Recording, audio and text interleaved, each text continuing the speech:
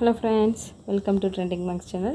So நம்ம சேனலில் PGTRBயோட model questions and previous questions தான் பார்த்துட்ருக்கோம். ஸோ நம்ம சேனல் உங்களுக்கு யூஸ்ஃபுல்லாக இருந்தது அப்படின்னா உங்கள் ஃப்ரெண்ட்ஸுக்கும் ரெஃபர் பண்ணுங்கள். நீங்களும் சேனலை சப்ஸ்கிரைப் பண்ணி வச்சுக்கோங்க. ஸோ இன்றைக்கி ப்ராபபிலிட்டி தியரின்னு தான் மாடல் கொஷின்ஸ் பார்க்க போகிறோம்.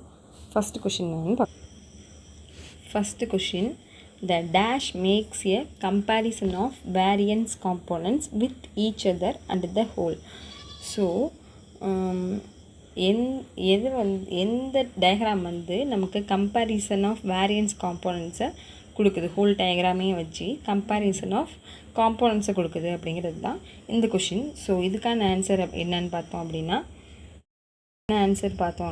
By diagram. ஸோ இந்த கொஷினோட ஆன்சர் பை டயக்ராமில் தான் நம்ம சிங்கிள் சர்க்கிளையே எல்லா காம்போனன்ட்ஸையும் அதோட வேல்யூஸ்க்கு ஏற்ற மாதிரி பிரித்து நம்ம வந்து டயக்ராம் வரைவோம். ஸோ இதில் வந்து ஈஸியாக கம்பேர் பண்ணலாம் நம்ம. ஸோ அதுதான் வந்து pie diagram. So next question relative frequency of a class. So இது வந்து formula. Relative frequency of class formula என்ன அப்படின்னு பார்த்தோம்னா frequency of class divided by its class length. So அந்த ஃப்ரீக்வன்சியோட கிளாஸ் லென்த் இதுதான் வந்து ரிலேட்டிவ் ஃப்ரீக்வன்சியோட ஃபார்முலா. ஸோ ஆப்ஷன் பி தான் நம்மளோட ஆன்சர்.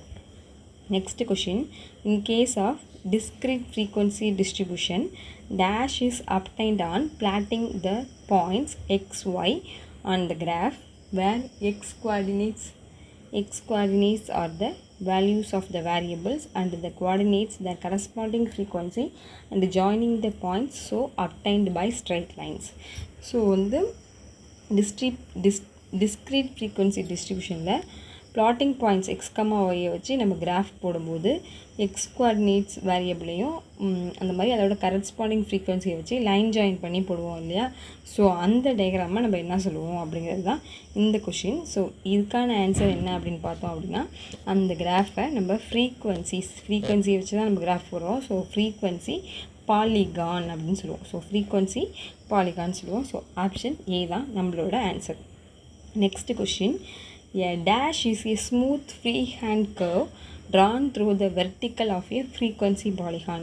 ஸோ சேம் இதுவும் ஃப்ரீக்வன்சியை வச்சு தான் வரைவோம். ஸோ ஃப்ரீக்வன்சி ஓகேவா, பட் ஸ்ட்ரெயிட் லைனாக ஒரு ஸ்மூத் அதாவது டயக்ராம் பார்க்க ஃபிட்டாக ஒரு ஸ்ட்ரெயிட் லைன் மாதிரி வரைஞ்சோம் அப்படின்னா இந்த மாதிரி இருக்கும் இல்லையா கிராஃப்.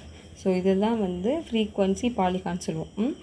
அதுவே smooth free hand that means so கிராஃபை வந்து இப்படி வரைவோம் இல்லையா. ஸோ பாயிண்ட்ஸுக்கு ஏற்ற மாதிரி இப்படி வரைவோம் இல்லையா. ஸோ இந்த மாதிரி இருந்தது அப்படின்னா நம்ம என்ன சொல்லுவோம் அப்படிங்கிறது தான் இந்த கொஷின். ஸோ அதை என்ன சொல்லுவோம் அப்படின்னா ஃப்ரீக்வன்சி கர்வ்னு சொல்லுவோம். ஸோ ஆப்ஷன் ஏ தான் நம்ம கொஷினோட answer.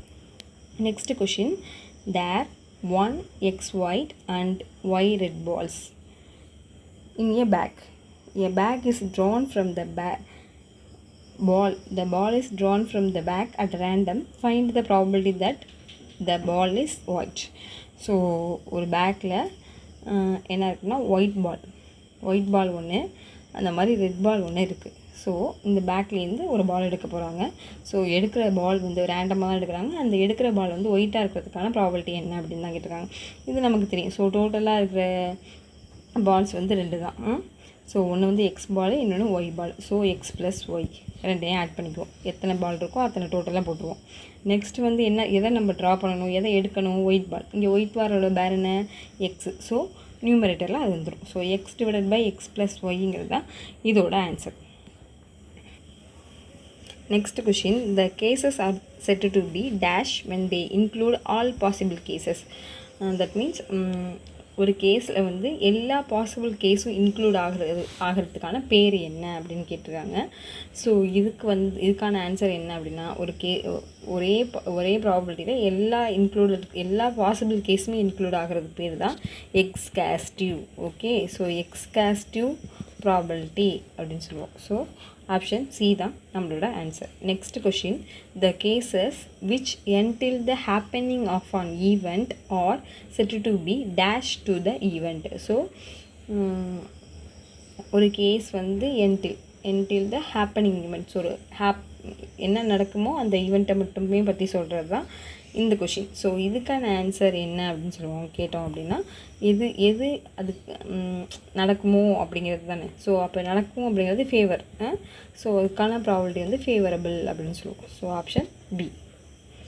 Next question, for any 3 A B C find probability of A + B by C. So இதுதான் கொஷின். ஸோ இதுக்கான ஆன்சர் என்ன அப்படின்னு பார்த்தோம் அப்படின்னா, P of A by C plus P of B by C minus P of AB by C. இதுதான் நம்மளோட answer. So option B தான் இந்த கொஷினோட ஆன்சர்.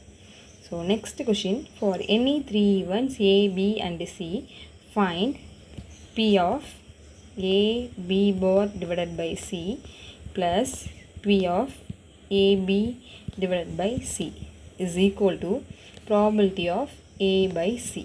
ஸோ இதுதான் இந்த கொஷினோட answer. So answer is B.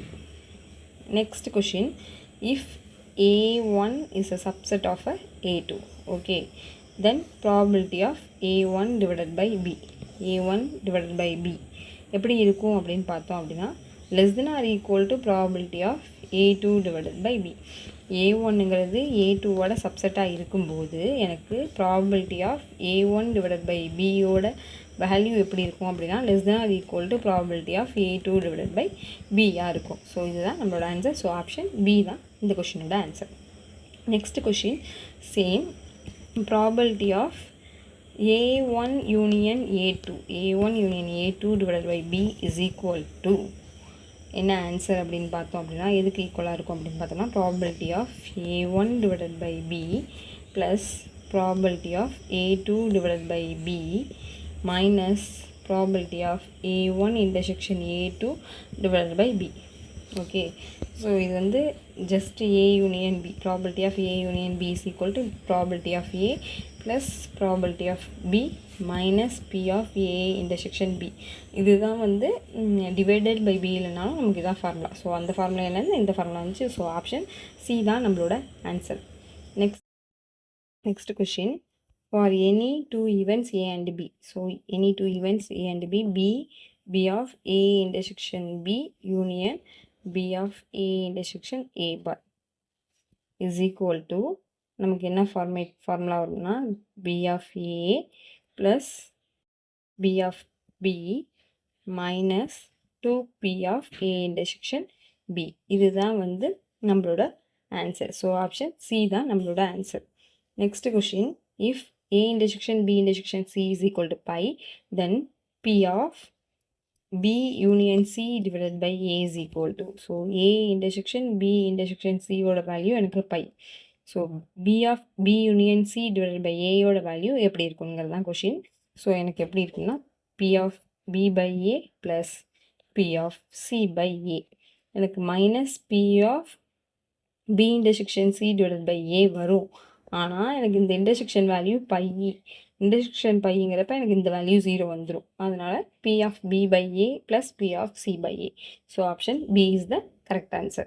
Next question, if A and B are mutually exclusive and P of A union B not equal to 0, then we have to find P of A divided by A union B. Okay, so P of A union B. So இதோட formula P of A divided by P of A plus P of B.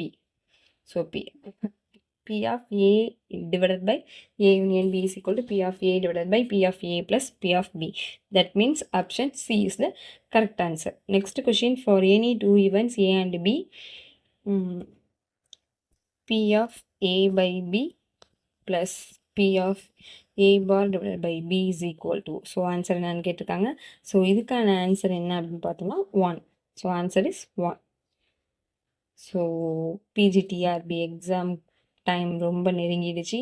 Time ரொம்ப கம்மியாக இருக்குது. எவ்வளோ சீக்கிரம் முடியுமோ அவ்வளோ சீக்கிரம் prepare பண்ணுங்கள். டைம் ரொம்ப வேஸ்ட் பண்ணாதீங்க. நல்லா ப்ரிப்பேர் பண்ணுங்கள். எக்ஸாம் எழுத போகிற எல்லாருக்குமே என்னோட all the best. Thank you for வாட்சிங். சேனலில் உங்கள் ஃப்ரெண்ட்ஸ்க்கும் ஷேர் பண்ணுங்கள். நீங்களும் சப்ஸ்கிரைப் பண்ணி வச்சுக்கோங்க. Thank you friends.